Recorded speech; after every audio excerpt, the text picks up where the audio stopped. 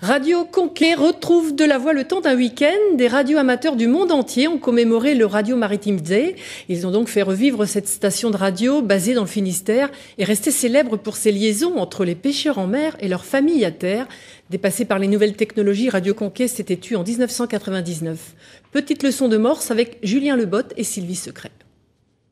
Le signal bien connu du morse a résonné ce week-end au Conquet.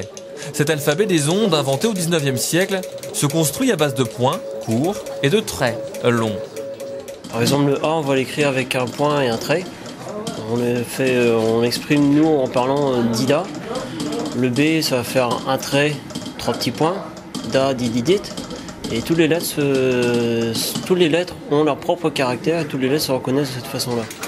Ces passionnés discutent avec des radios amateurs du monde entier. Mais en morse, on ne reste pas raconter sa vie et on parle en code. Exemple, où j'habite, c'est le QTH.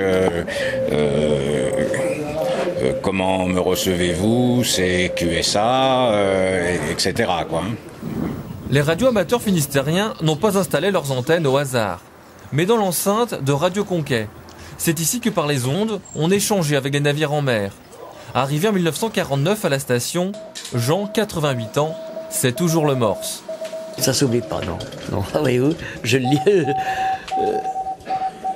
On passe du morse, je lis de tête, quoi. J'ai pas besoin d'écrire.